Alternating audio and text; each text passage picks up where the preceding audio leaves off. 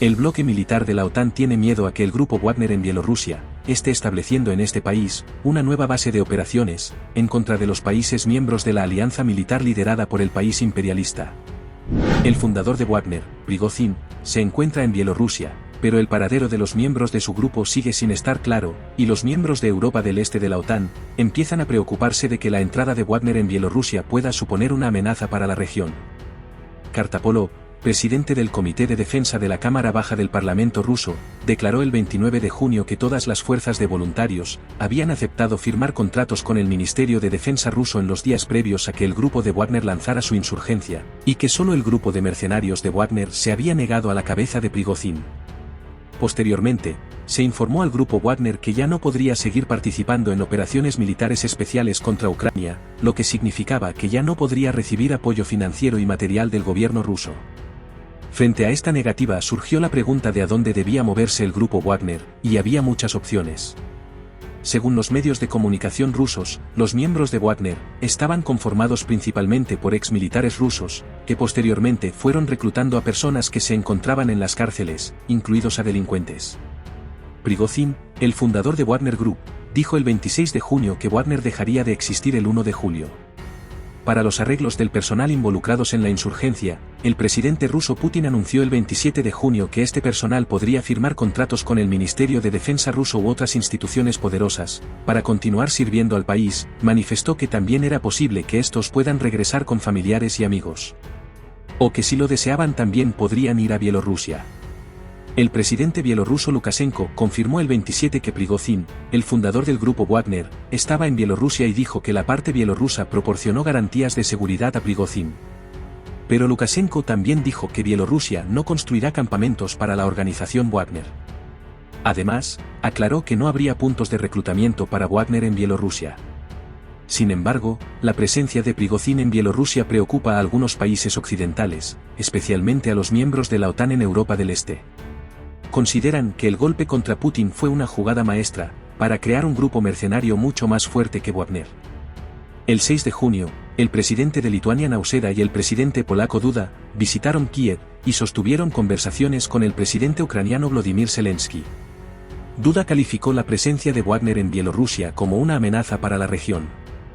Dijo: "Es difícil para nosotros excluir que la presencia del grupo Wagner en Bielorrusia pueda suponer una amenaza potencial para Polonia, que comparte frontera al este, y para Lituania, que también tiene la frontera más larga con Bielorrusia, y para Letonia, que también es vecina de esta nación", señaló. El presidente de Lituania Nausėda manifestó también que, si Wagner despliega un peligroso ejército de asesinos en serie en Bielorrusia, todos los países vecinos se enfrentarán a un mayor riesgo de inestabilidad. Por su parte, Polonia declaró que tomaría medidas temporales y permanentes para reforzar sus fronteras, entre ellas aumentar el despliegue de sus fuerzas de seguridad y reforzar las fortificaciones. Alemania también declaró el 26 de julio que estaba dispuesta a desplegar 4.000 soldados en Lituania para complementar los planes de defensa de la OTAN. Mientras tanto, se espera que los debates sobre la amenaza potencial de los mercenarios de Wagner figuren en el orden del día de la reunión que los 31 Estados miembros de la OTAN celebrarán en Lituania los días 11 y 12 de julio.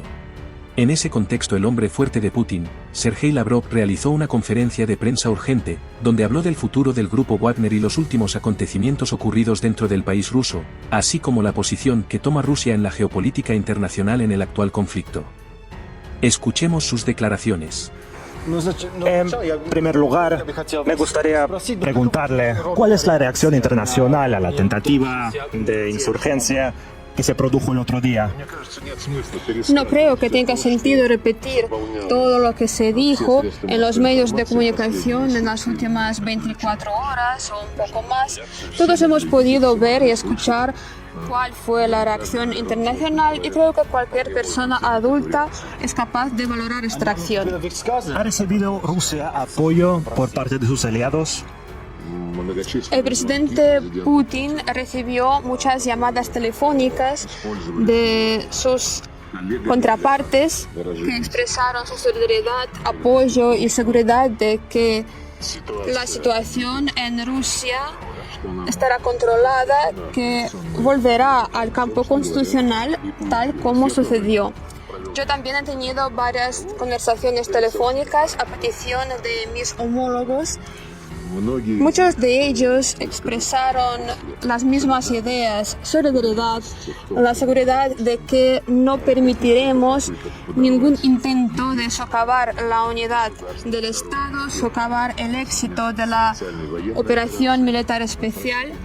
Pidieron no hablar de sus llamadas en público, por eso tratamos de no hacerlo, respetando su voluntad. ¿Y cómo valoraría el papel de Minsk en la resolución de esta situación? Ya hemos dado nuestras estimaciones del rol de Minsk personalmente al presidente Lukashenko, que, como explicó Dmitry Peskov, manifestó repetidamente en la conversación con el presidente Putin la mañana del sábado la necesidad de solucionar esta situación por vía pacífica, evitar el derramamiento de sangre que habría sucedido si las unidades de los insurgentes hubieran continuado su avance hacia Moscú. El presidente Putin apoyó esta propuesta y ya sabemos cuál fue el resultado. Fue anunciado ayer por el portavoz de Kremlin. En los medios de comunicación circulan noticias de que Estados Unidos ha cambiado bruscamente de opinión sobre imponer sanciones adicionales contra el grupo Wagner con el fin de no estar del lado de Putin. ¿Qué significa este cambio de enfoque por parte de Estados Unidos, que antes hacía fuertes llamamientos para reconocer al grupo Wagner como organización terrorista? No creo que sea un cambio de enfoque por parte de Estados Unidos. Es otra confirmación de que el enfoque de Washington depende de qué es lo que necesitan Estados Unidos en este momento concreto de tal o cual actor internacional, sea en el escenario internacional global o en un país en concreto. Estados Unidos, en el contexto de la crisis ucraniana, varias veces manifestaron su actitud totalmente sesgada. Básicamente llevan una guerra contra la Federación de Rusia utilizando a los ucranianos. Y si bien recuerda, hace varios años, creo que en víspera de la suscripción de los acuerdos de Minsk, el batallón o el regimiento Azov fue registrado en el Congreso de Estados Unidos como una organización terrorista y se señaló que la ayuda estadounidense que se prestaba a Ucrania no tenía que extenderse a estas organizaciones terroristas. Todo esto está olvidado. Hace tiempo este Azov fue rehabilitado y, siguiendo el ejemplo de su compañero mayor, hace un mes y medio, 2 meses, el gobierno japonés, el parlamento japonés, tomó la decisión de eliminar el regimiento Azov de la lista de organizaciones terroristas. Así que todo sigue las mismas reglas que quiere seguir Occidente y que quiere que sigan todos los demás. Unas reglas que no tienen nada que ver con el derecho internacional ni tampoco con las leyes de cualquier país, ni siquiera un país occidental. Señor Lavrov, ¿cree que la tentativa de insurgencia del grupo Wagner podría crear dificultades en las relaciones con nuestros socios extranjeros? Con nuestros socios o amigos no, y en cuanto a los demás no me importa nada. Las relaciones de Occidente colectivo con Rusia fueron destruidas por su iniciativa. Estas relaciones no existen, así que un episodio más, un episodio menos, no veo mucha diferencia. El presidente varias veces dijo que cuando cambien su actitud y se dirijan a Rusia con ciertas propuestas concretas sobre la reconstrucción de las relaciones en tal o cual forma, entonces veremos qué es lo que van a solicitar y cuál fue el rol de cada de estos solicitantes en la guerra híbrida librada contra Rusia. ¿Existen pruebas de que ni los servicios de inteligencia ucranianos ni los occidentales estuvieran implicados en modo alguno en la tentativa? Yo trabajo en una institución que no se dedica a reunir evidencias sobre los delitos, pero tenemos pertinentes instituciones y les puedo asegurar que ya lo están investigando. Sin duda, los medios estadounidenses publican informaciones según las cuales los dirigentes africanos, en particular los de la República Centroafricana, entraron en pánico tras los acontecimientos del sábado en relación con un posible cese de las actividades del grupo Wagner en África. ¿Hasta qué punto es real la posibilidad del cese de las actividades del grupo Wagner en el continente africano? ¿Y en qué medida esto puede tener un impacto negativo en la imagen de Rusia como fuerza estabilizadora en África?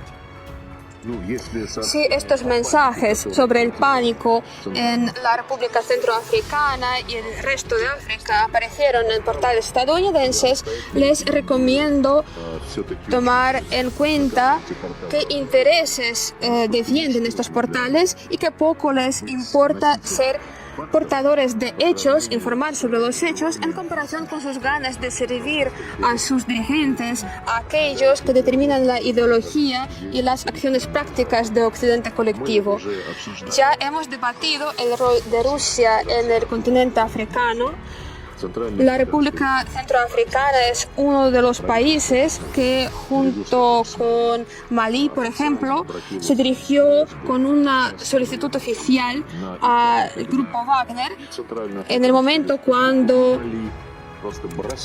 tanto los franceses como el resto de los europeos se fueron, abandonaron la República Centroafricana y Malí, que se replegaron los contingentes antiterroristas, cerraron sus bases militares que tenían que estar luchando contra el terrorismo. En estas condiciones, cuando los dejaron a solas con los bandidos, tanto la República Centroafricana como Malí se dirigió al grupo Wagner pidiendo garantizar la seguridad de sus autoridades. Aparte de las relaciones con este grupo, los gobiernos de los dos países mantienen contactos oficiales con el gobierno de Rusia y, a su petición, varios centenares de militares rusos trabajan, digamos, en la República Centroafricana como instructores militares y vamos a continuar este trabajo. Y también quisiera mencionar otro factor importante. Los dos países y también otros países de la región se vieron bajo un golpe directo de las agrupaciones terroristas cuando todos los luchadores por la democracia y la libertad, como Francia y otros miembros de la alianza de la OTAN, deseando eliminar a Muammar Gaddafi, que sabía demasiado sobre las formas de financiar la carrera presidencial en Francia, libraron una agresión abierta contra Libia, violando la resolución del Consejo de Seguridad que prohibía tales acciones, destruyeron el Estado libio y toda la comunidad internacional ahora sigue tratando de reconstruir y no puede hacerlo, y convirtieron este Estado libio en un hueco negro a través del cual al sur de África se dirigieron bandidos con armamento de contrabando, todo tipo de terroristas, extremistas, traficantes de drogas que siguen terrorizando los pertinentes países del continente africano. Y no vamos a olvidar que aquellos que destruyeron Libia y que se conocen por similares aventuras agresivas contra otros países de la región, incluido Irak o Siria, estas personas convirtieron Libia en el hueco negro a través del cual se dirigieron miles de migrantes ilegales al continente europeo, y Europa ahora sufre de este flujo y no sabe cómo hacer frente a este problema.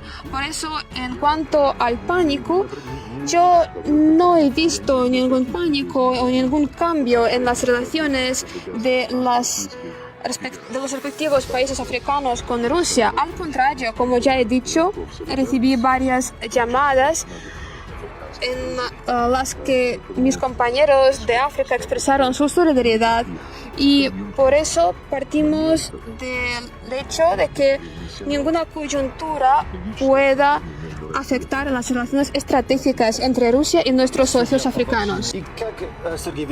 Señor Lavrov, ¿cómo valora la avalancha de declaraciones de analistas occidentales según las cuales la crisis en torno al grupo Wagner indica que las autoridades de la Federación de Rusia están perdiendo el control de la situación y que está a punto de estallar una guerra civil en el país? Creo que están dando lo deseado por lo real. Así es como yo caracterizaría la actitud de nuestros compañeros occidentales el sábado y ayer. Yo he estudiado cómo los medios extranjeros cubren los acontecimientos en Rusia, en particular la CNN. Si bien recuerdo, comunicó que la inteligencia estadounidense estaba al tanto de la tentativa, de los planes de tentativa, unos días antes, pero se decidió no informar a nadie, esperando que esta tentativa tenga éxito. Y también hubo otro mensaje de la CNN que se dio a conocer ayer, también contando con la opinión de los expertos de la inteligencia estadounidense, donde se dijo que se esperaba que el avance de Prigozhin a Moscú podría recibir más resistencia y podría ser más sangriento de lo que fue.